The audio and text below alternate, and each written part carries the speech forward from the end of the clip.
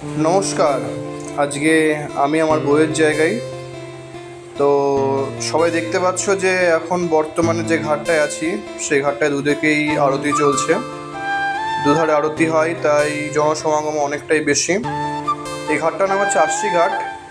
আশি ঘাটের কারণ হচ্ছে এটা 80 নম্বর ঘাট বেনারসের, তাই এটার নাম হচ্ছে আশি ঘাট। তো আমরা ঠিক করেছিলাম যে এখান থেকে আমরা লঞ্চে করে যত ঘাট আছে 80টা ঘাট সেটা আমরা ঘুরে দেখব। তাই যেহেতু লেট হয়ে গেছিলো আমাদের অনেকখানি, তাই ভাড়াটাও একটু কম। এখানে অনেকখানি আপনার রয়েছে, লঞ্চ রয়েছে, নৌকা রয়েছে। তাই আমরা দেখলাম যখন 100 টাকা করে বলছে, তো 100 টাকা করে আমরা উঠে পড়লাম। এবং আমি আমার যে সেফটি জ্যাকেট, সে সেফটি জ্যাকেট পরে নিলাম। আর সঙ্গে এখানে দেখতে পাচ্ছ যে স্প্রে করা হচ্ছে। স্প্রেটা হচ্ছে যেহেতু গরম, তো তাই জল স্প্রে করা হয় চারদিকে। তাই জল স্প্রে করা জল ঠান্ডা থাকতে পারে। আর সঙ্গে এখানে আমাদের যে ঘাট পরিদর্শন করা শুরু হয়ে গেছে অলরেডি। বর্তমানে নমঘাটে আছি। তো অলরেডি নমঘাট চলে এসেছি, নমঘাট থেকে রিটার্ন করছি আমরা।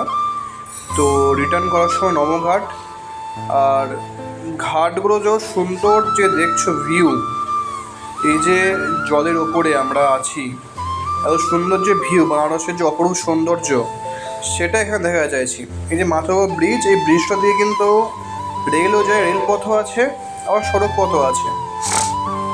আর যা আসলে দেখতে পাচ্ছ যে যত রকম ঘাট পরিদর্শন করছি তোমাদের সঙ্গে সেটা শেয়ার করছি। ঘাটগুলো দেখতে খুবই সুন্দর, এবং হতে পারে যে ফোনের মাধ্যমে বা সোশ্যাল মিডিয়ার মাধ্যমে দেখছি অতটা হয়তো অনুভূতি প্রকাশ করা যাবে না। বা যদি সামনে থেকে সবাই দেখতে চাও তো এখানে আসতে হবে, এসে চাক্ষুষ করতে হবে।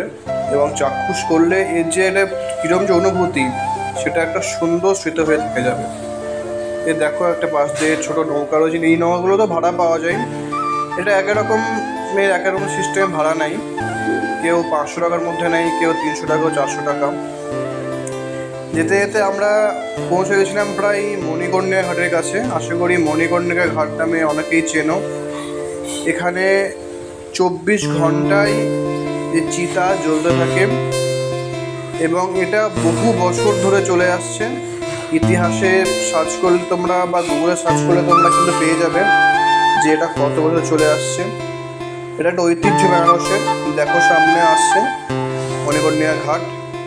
এই মণিকর্ণিকা ঘাটকে আমরা ক্রস করে যাচ্ছি। এই যে প্রত্যেকটা ঘাট দেখানো হচ্ছে, বেনারসের প্রত্যেকটা ঘাট তার একটা কাহিনী নিয়ে থাকে। প্রত্যেকটা কাহিনী আমাদেরও অজানা।